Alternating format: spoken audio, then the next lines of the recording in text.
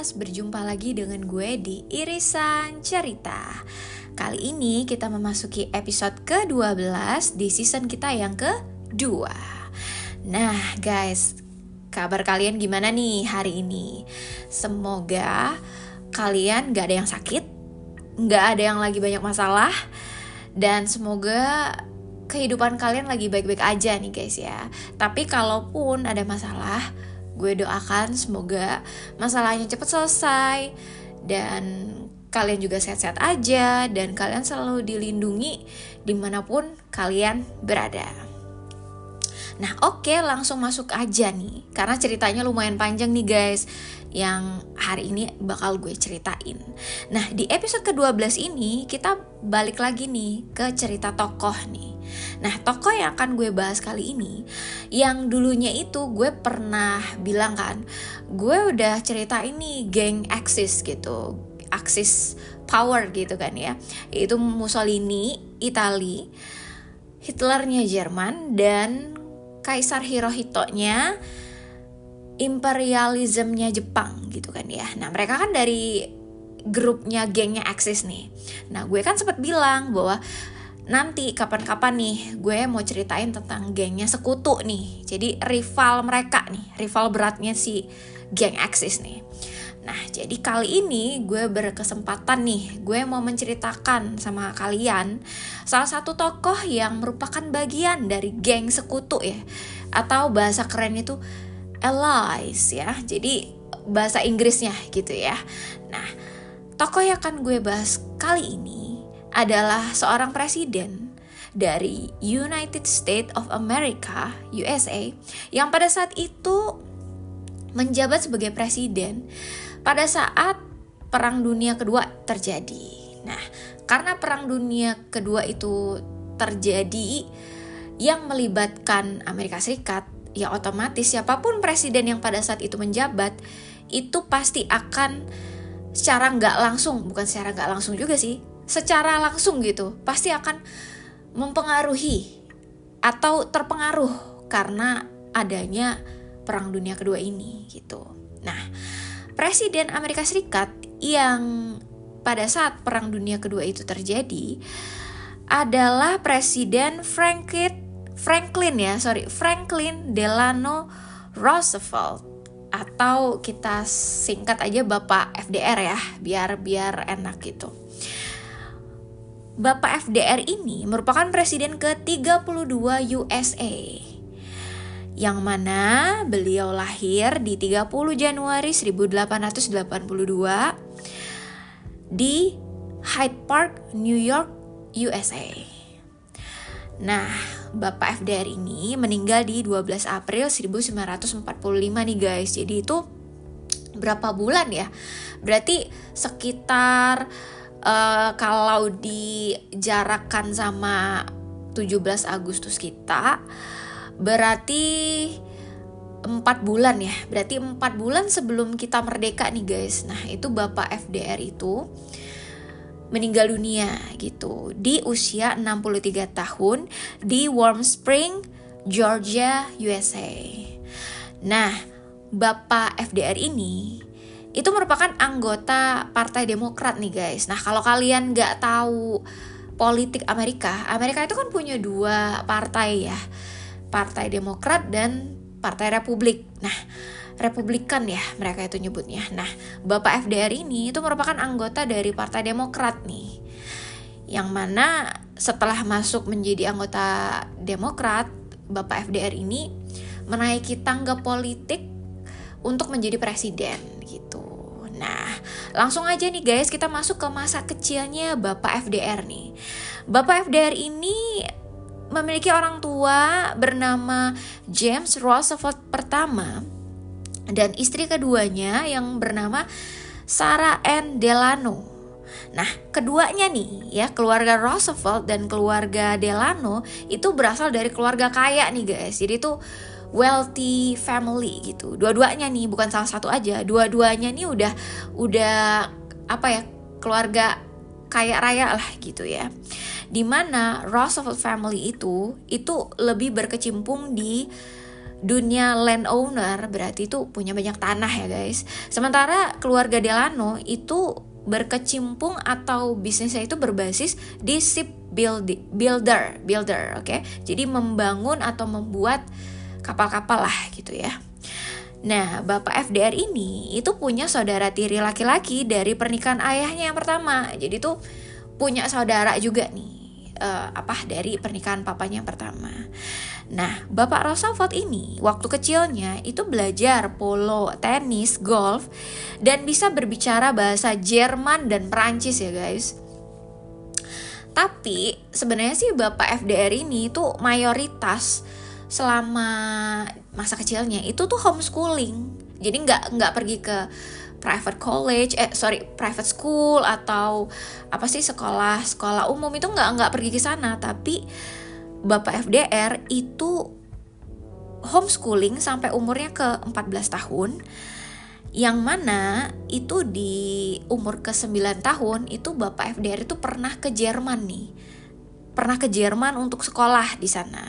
Nah, itu cerita singkat ya guys tentang pendidikan Bapak FDR gitu.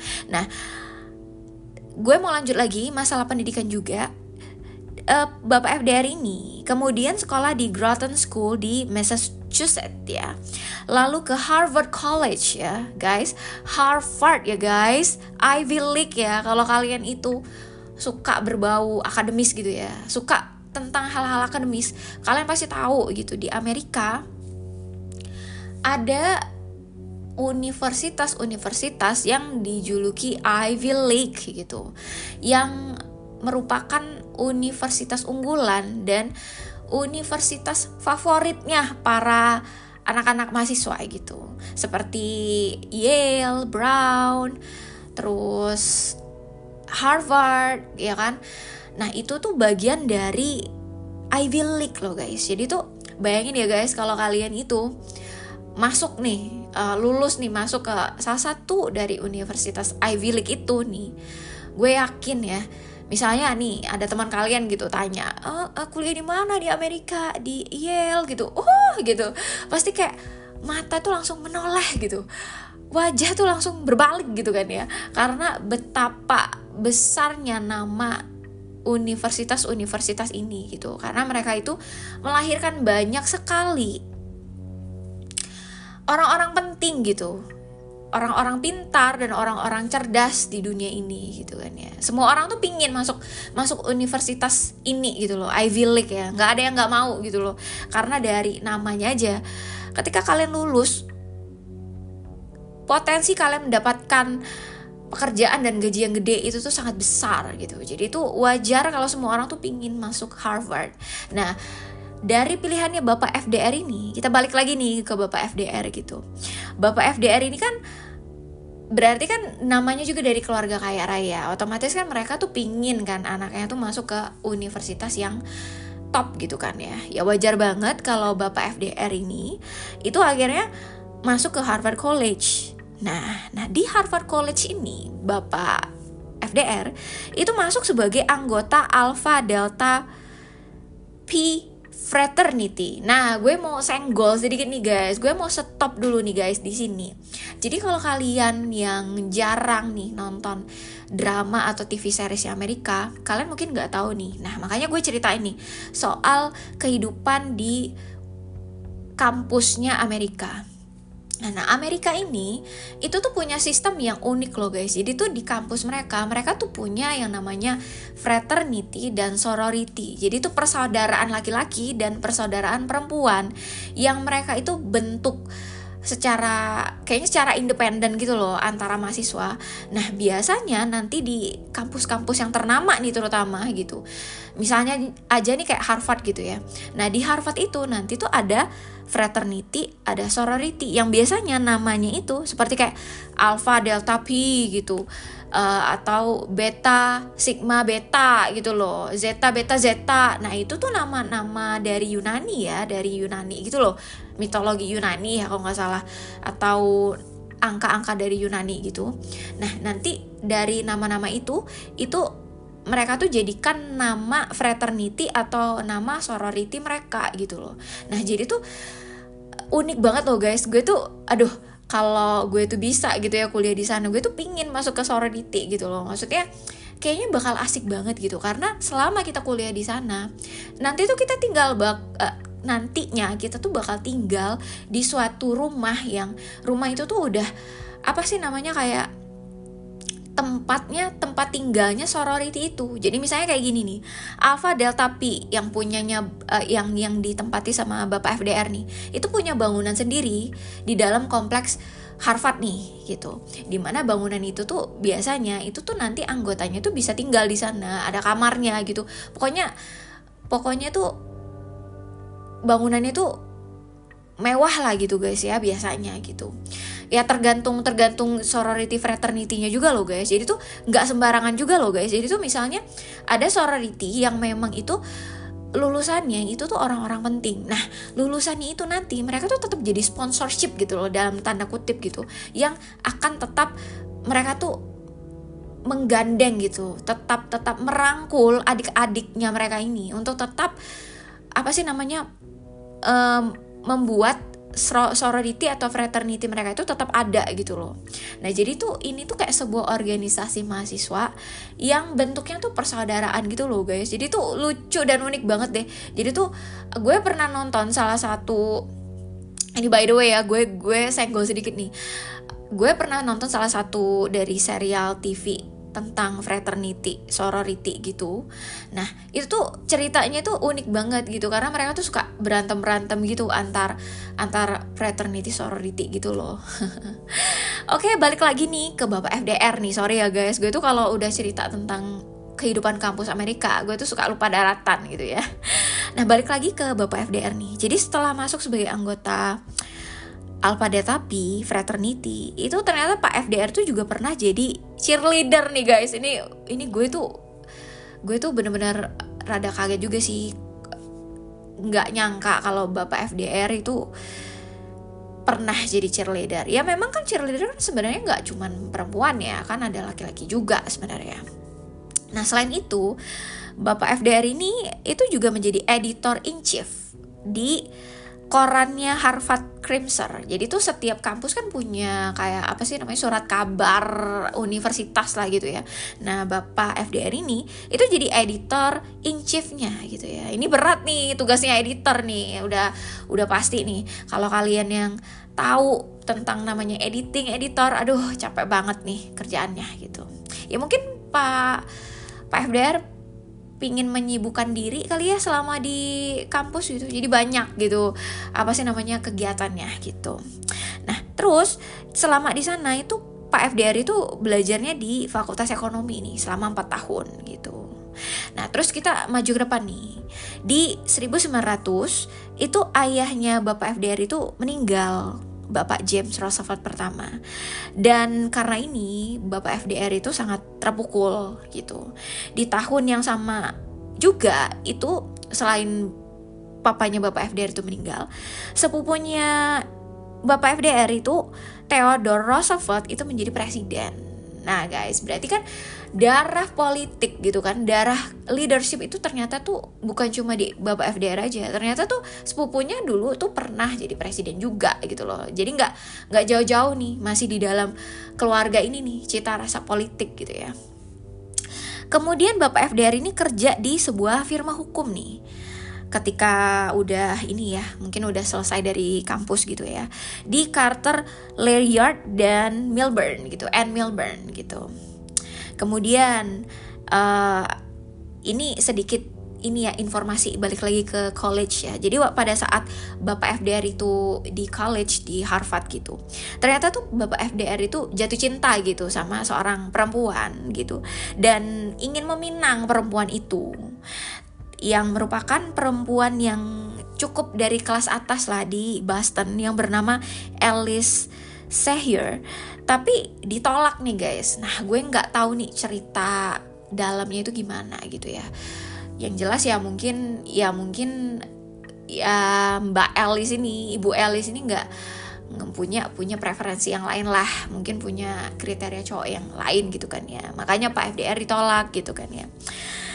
Kemudian Bapak FDR setelah itu dia suatu hari gitu dia akhirnya menikah gitu dengan sepupunya. Nah ini nih cukup unik ya guys, sepupunya gitu ya, yang merupakan keponakan dari Bapak Theodore tadi, yang sepupunya yang udah jadi presiden itu. Jadi itu keponakan dari Bapak Theodore Roosevelt yang akhirnya dia nikahi di 17 Maret di 1905 gitu ya, 1905 gitu. Nah, mereka tuh punya 6 anak nih guys, yaitu Anna James Elliot ya, Anna James Elliot yang merupakan anak pertama, kedua dan keempat. Nah, anak ketiganya Franklin ya, itu meninggal waktu kecil gitu ya.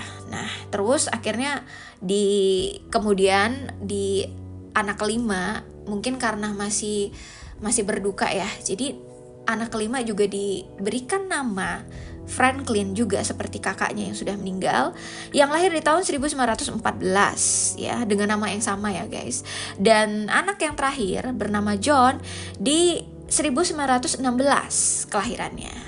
Nah, oke, kita masuk ke cerita yang lain ya, kehidupan Bapak FDR yang lainnya itu selain anak, jadi kehidupan rumah tangga Bapak FDR nih, yang ternyata itu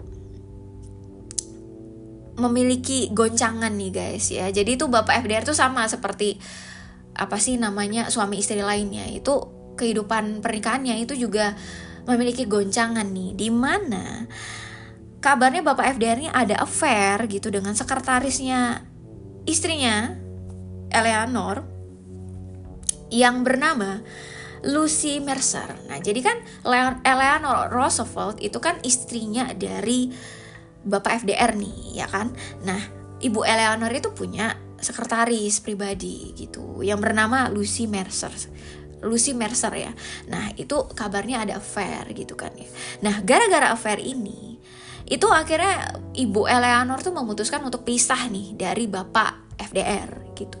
Yang mana pernikahannya itu tuh tetap dipertahankan sama Ibu Eleanor itu karena politis aja gitu. Pingin mungkin menjaga nama baik suaminya lah gitu. Jadi nggak cerai gitu, tapi pernikahannya tuh udah tergoncang dan udah pisah rumah gitu.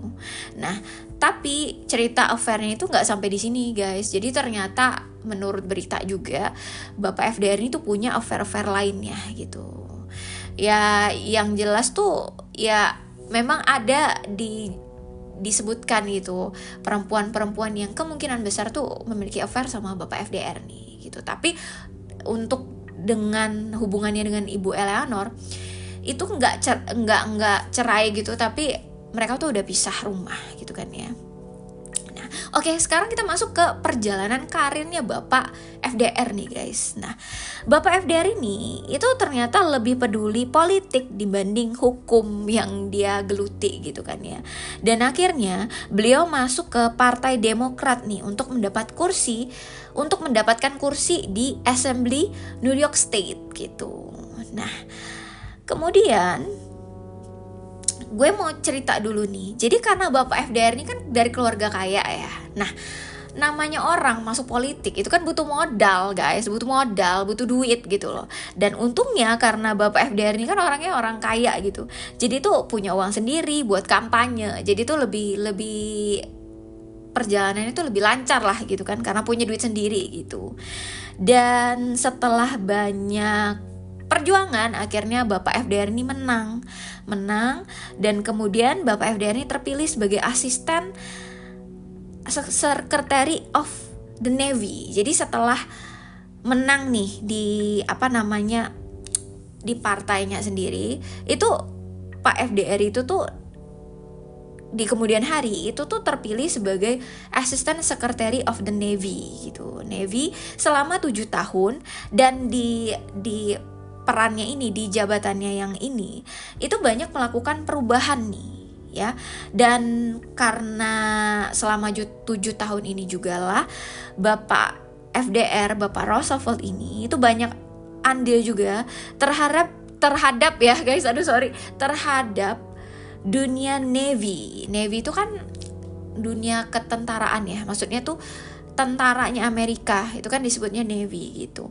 Di dunia Navy di Perang Dunia yang pertama nih guys. Jadi itu pada saat Perang Dunia pertama itu Pak FDR ini ikut membantu dalam ini ya keputusan-keputusan, karena kan dia merupakan asisten sekretari gitu loh. Jadi pokoknya ada ikut campur lah gitu kan ya. Nah di tahun 1920 James M. Koch dari Ohio itu menang nominasi presiden partai nih. Nah terus Bapak James M. Koch ini ternyata memilih Bapak FDR nih sebagai partner gitu kan ya. Dan setelah itu, karena setelah dia dipilih sebagai partner di presiden partai oleh Bapak James M. Koch ini, akhirnya Bapak FDR tuh mungkin berpikir gitu, dia nggak bisa ya kali ya di dua posisi yang penting gitu, dia harus mengorbankan salah satu. Akhirnya dia mundur dari jabatannya sebagai asisten sekretari itu, dan dia akhirnya fokus nih ke perannya sebagai partnernya dari Bapak James M. Koch gitu kan ya.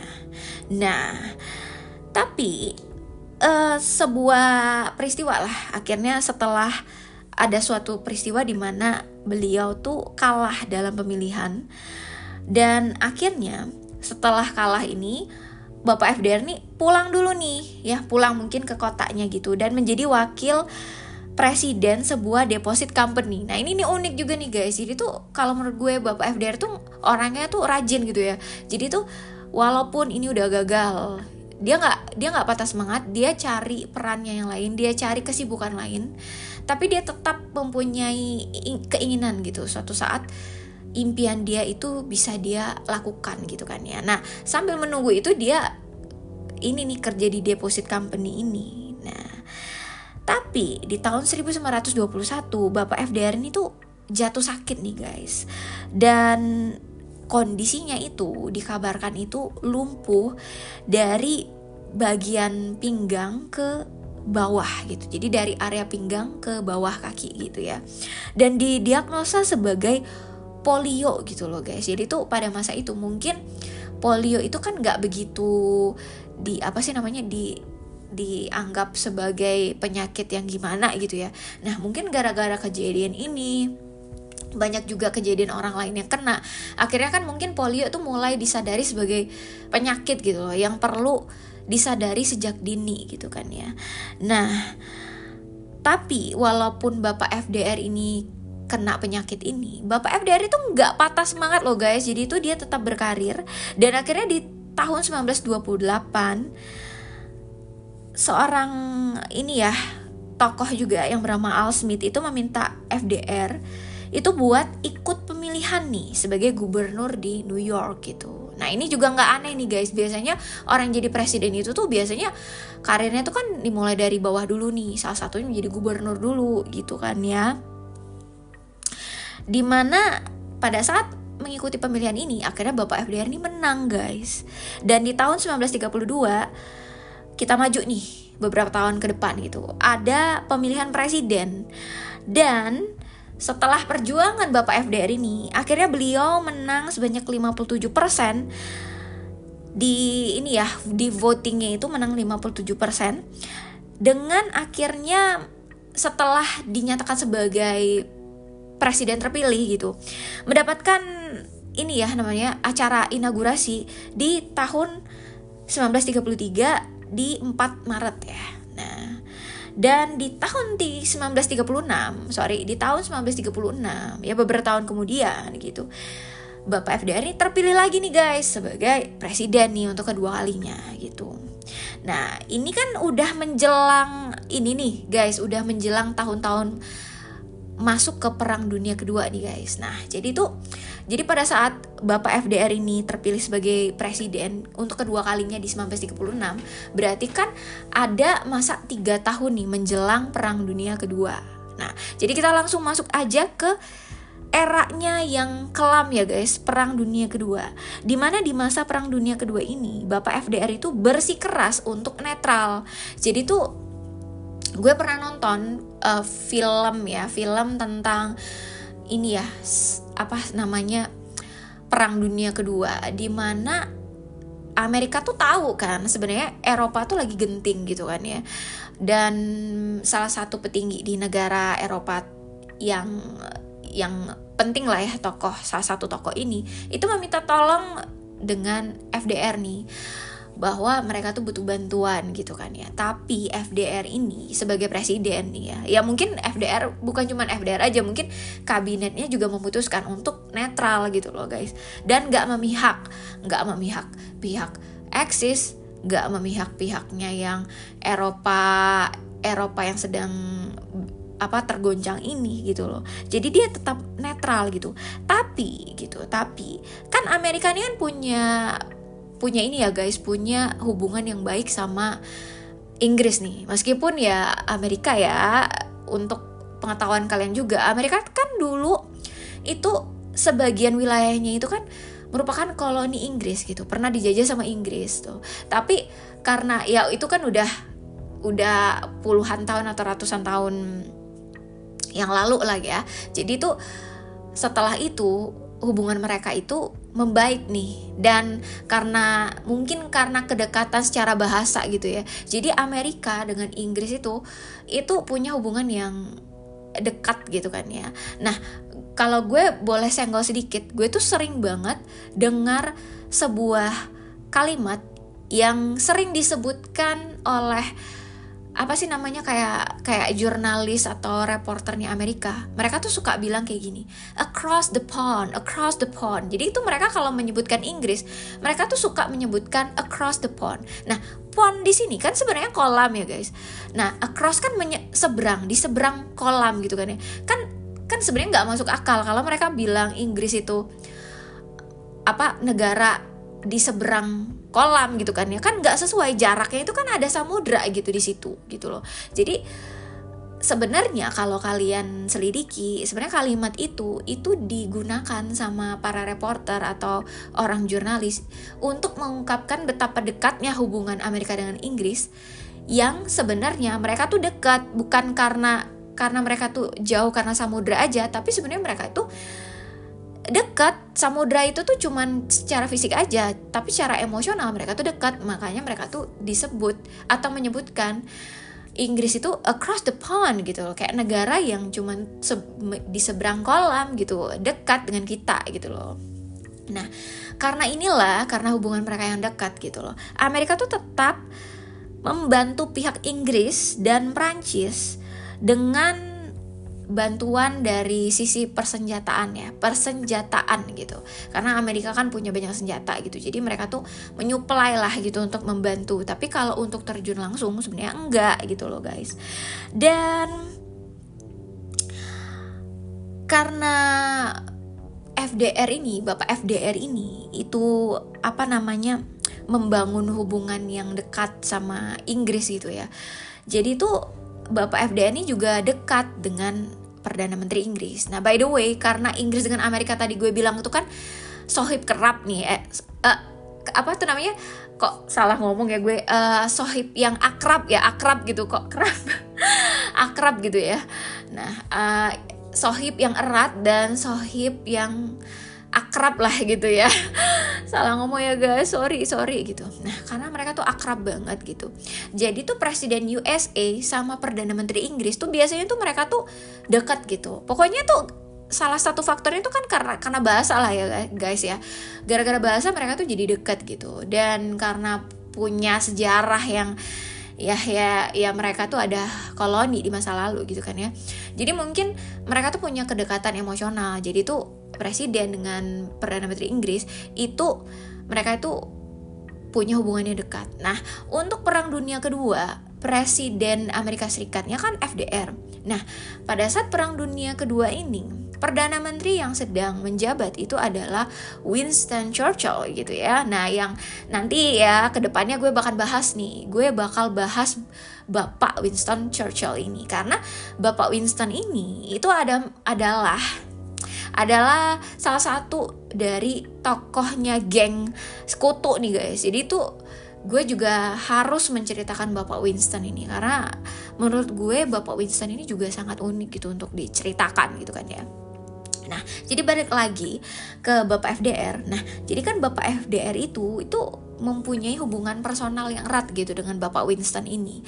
Yang kabarnya saking eratnya mereka itu bertukar surat hampir 1.700 lembar guys. 1.700 lembar ya, kalian bayangin. Yang kalau menurut gue kemungkinan besar suratnya itu tuh ini lagi ada di Pentagonnya Amerika kali ya, karena kan suratnya itu kan pasti sangat sangat secret gitu ya, jadi nggak ada yang boleh yang tahu tentang isi apa di dalam surat-surat itu gitu ya. Dan mereka juga bertukar telegram nih ceritanya, karena kan genting banget ya guys, apa sih namanya, era Perang Dunia Kedua itu. Jadi kalau gue boleh menceritakan gitu ya, betapa kelamnya Eropa pada masa Perang Dunia Kedua gitu loh. Jadi wajar kalau misalnya Bapak FDR dengan Bapak Winston ini tuh suka banget bertukar surat gitu ya. Kalian bayangin kalau Bapak FDR sama Bapak Winston ini masih ada sampai sekarang, kayaknya bukan surat deh yang ditukar gitu, mungkin pakai WhatsApp atau Telegram aplikasi gitu kan ya. Mungkin itu jauh lebih hemat gitu ya. Oke, kita langsung menuju ke cerita lain nih. Jadi kan setelah eranya Perang Dunia, bukan setelah ya, gue bahas dulu nih periode Perang Dunia Kedua nih secara singkat aja lah guys ya. Jadi tuh ketika Pearl Harbor itu terjadi, FDR kan akhirnya mau gak mau gitu ya, sebagai negara adidaya kan merasa tergoncang gitu dengan kejadian Pearl Harbor gitu loh. Jadi tuh dengan suara bulat gitu, keputusan bulat, akhirnya Amerika menyatakan perang gitu dengan ke Jepang dulu gitu. Nah setelah itu karena Jerman juga ikut-ikutan mau mendeklarasikan, aduh guys gue hari ini belibet banget, sorry ya gitu, sorry banget. Oke, lanjut lagi masalah yang deklarasi tadi. Setelah Jerman juga mendeklarasikan bahwa mereka juga mau perang nih sama Amerika, ya Amerika makin gak suka kan, ya akhirnya masuk nih ke ally power atau gengnya sekutu bareng Inggris, Prancis gitu kan ya. Dan negara-negara yang berkecimpung di ini ya, di grupnya sekutu lah gitu ya. Nah pada saat mereka udah masuk ke sekutu ya, nah itulah baru detik dimana Amerika itu benar-benar ikut campur gitu loh. Sampai-sampai ya karena mereka itu kan harus menyelesaikan masalah perang ini dengan secepat mungkin, meskipun akhirnya nggak sebegitu gampangnya gitu kan ya.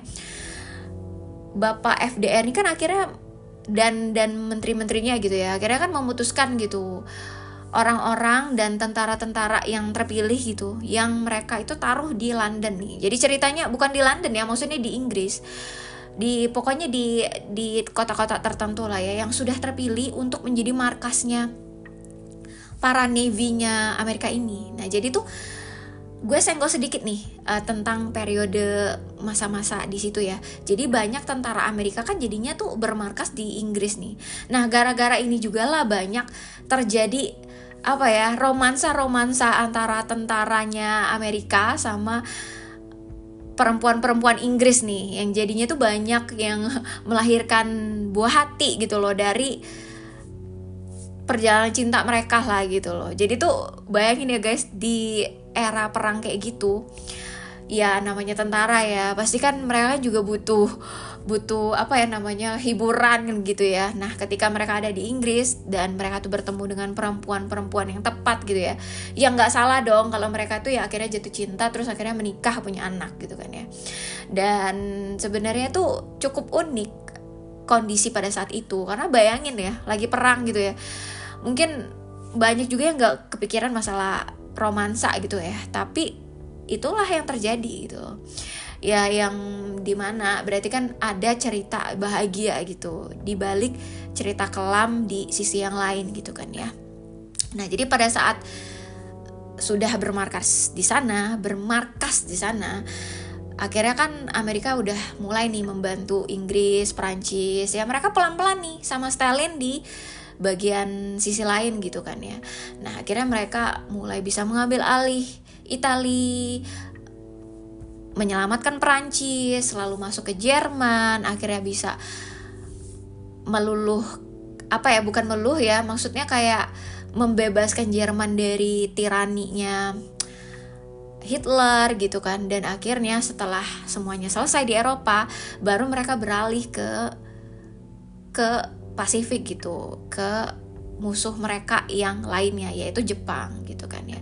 Nah setelah mereka juga membutuhkan waktu gitu kan ya, akhirnya mereka kan berhasil gitu, dimana Jepang menyerah setelah terjadinya pengeboman Hiroshima dan Nagasaki gitu, yang sebenarnya seharusnya nggak perlu terjadi gitu loh, nggak perlu terjadi karena ya ini kan sebuah tragedi gitu loh, yang seharusnya nggak perlu terjadi di tanah Jepang gitu kan ya. Tapi ya memang akhirnya pada faktanya kan itu terjadi, dan setelah itu akhirnya Jepang menyerah.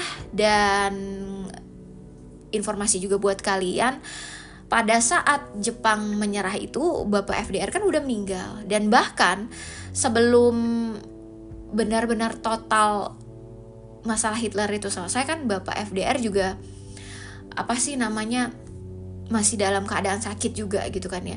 Jadi tuh sebenarnya yang dibilang Bapak FDR ini melihat semuanya selesai itu nggak bisa, karena kan Jepang itu menyerah setelah Bapak FDR itu meninggal gitu kan ya, di April kan ya. Bapak FDR kan meninggalnya di April 1945 gitu, dimana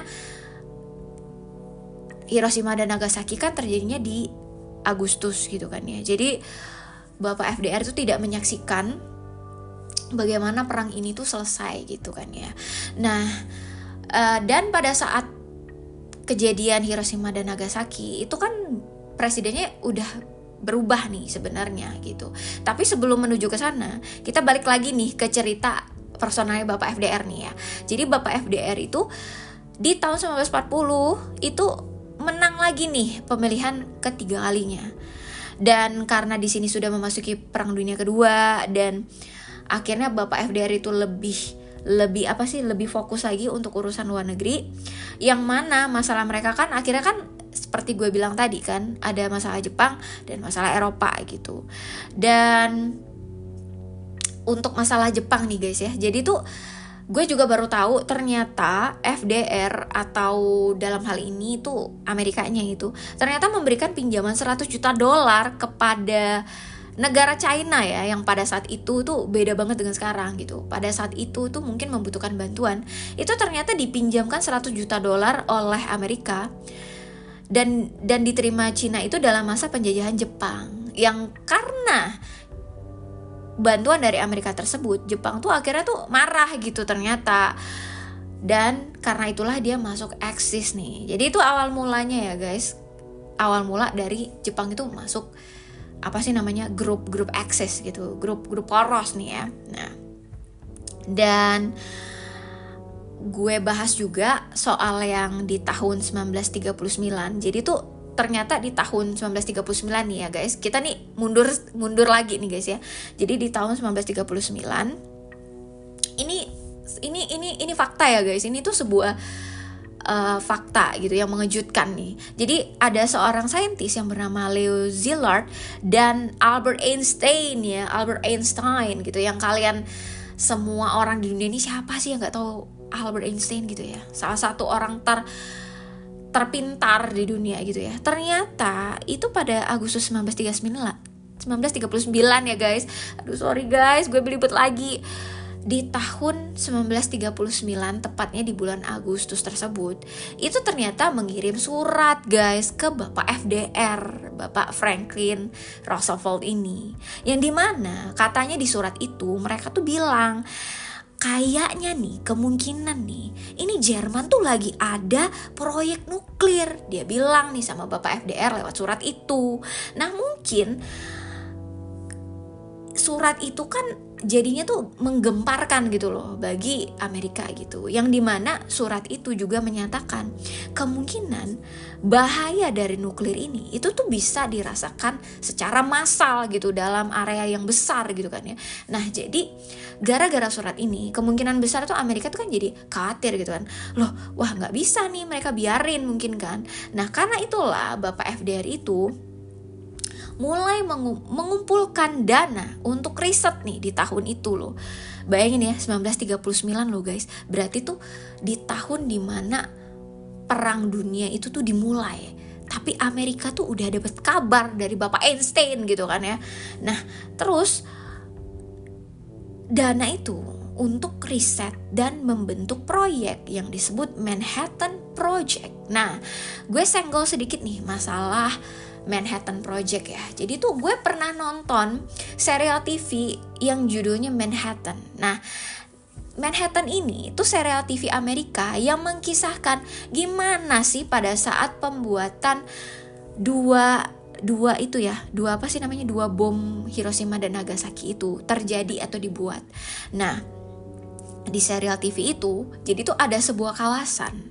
Jadi tuh Manhattan Project, tapi lokasinya itu tuh suatu lokasi yang dirahasiakan, yang mana bahkan istrinya para ilmuwan itu aja itu nggak tahu lah suaminya itu lagi ngapain gitu. Pokoknya mereka itu pokoknya anak sama istrinya itu dibawa ke suatu wilayah, suatu kawasan yang sudah udah dijaga ketat gitu ya. Dimana tuh di dalamnya tuh ada rumah-rumah kayak perumahan gitu loh, buat keluarga para ilmuwan ini tuh bisa tinggal di situ untuk mendukung suaminya lah. Sementara sehari-harinya tuh suaminya tuh nanti ke gedung-gedung lab-labnya itu atau gedung-gedung tempat mereka itu berdiskusi gitu. Nah, di mana Manhattan Project itu sebenarnya merupakan kolaborasi dari Inggris dan US nih. Jadi US itu mengikutsertakan Inggris sebagai sahabat karibnya gitu ya untuk ikut dalam proyek ini loh ternyata. Jadi tuh gue baru tahu juga ternyata tuh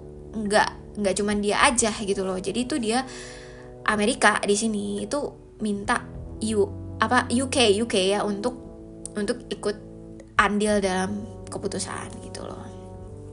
Yang dimana sebenarnya kalau menurut gue sebenarnya tragedi ini jelas-jelas nggak boleh terjadi gitu, nggak seharusnya terjadi. Seharusnya kita tuh damai aja gitu loh, nggak perlulah yang gimana-gimana gitu ya. Namanya kehidupan kita aja tuh udah mumet gitu ya, udah pusing, udah berat gitu. Ditambah perang-perang kayak gini lagi. Jadi kita doain ya guys, jangan ada lagi kayak gini di masa yang akan datang gitu kan ya. Nah, kita balik lagi nih ke Bapak FDR. Nah, jadi di pemilihan ke 1944 itu ada pemilihan presiden kan. Nah, itu menang lagi guys Bapak FDR ini gitu loh.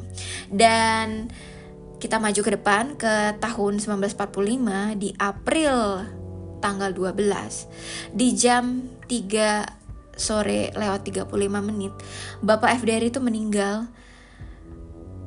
dunia, yang mana perang dunia kedua itu berakhir secara tuntas itu di September 1945. Berarti sekitar plus minus 5 bulan lah guys ya. Jadi 5 bulan sebelum semuanya itu berakhir, Bapak FDR tuh gak bisa melihat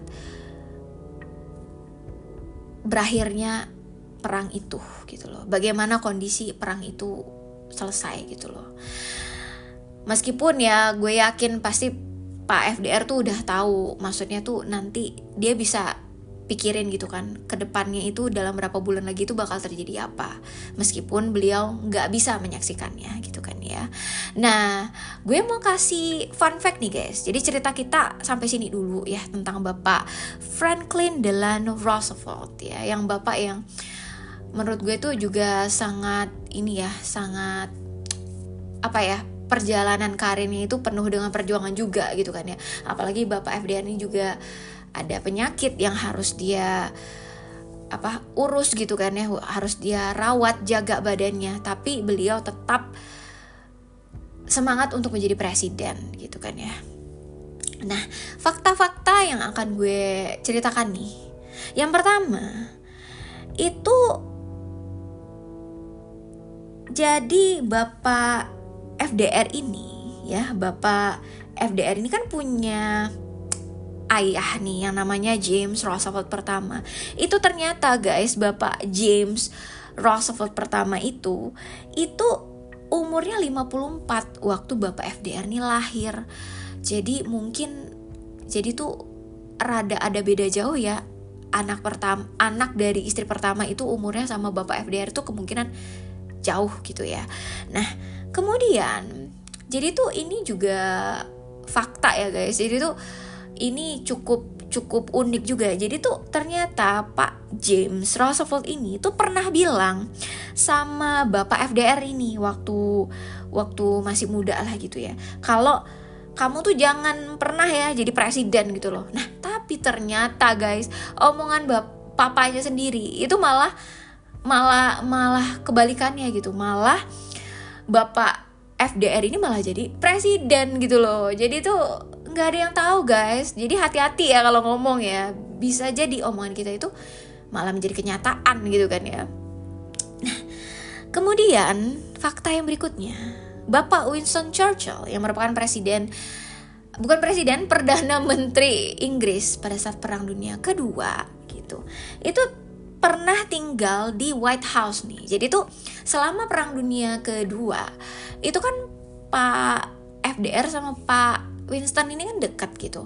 Dan saking dekatnya itu kan mereka kan suka apa sih namanya, kayak ya harus berdiskusi gitu kan ya. Nah, diskusinya itu kan kalau lewat surat kan nggak lega gitu loh guys. Jadi tuh beberapa kali Pak Winston itu datang ke US dan dipersilahkan untuk menginap di White House gitu loh.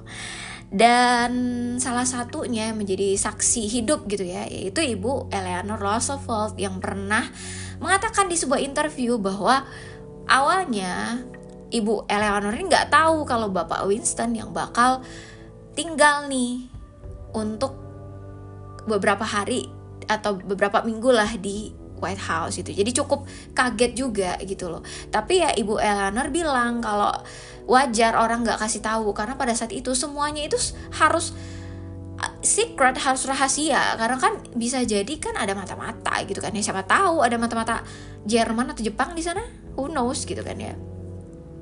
Kemudian selain Bapak Winston Churchill itu juga Crown Princess Norway, jadi Putri Mahkota Norway ya guys. Sorry guys, gue hari ini belibet lagi nih ngomongnya. Maaf ya guys. Nah, jadi balik lagi ke Crown Princess Norway. Jadi tuh Putri Mahkotanya Norway itu sempat melarikan diri ya, kayak mengungsi lah gitu kan ya bahasanya, ke Amerika. Karena Norway pada saat itu kan sedang di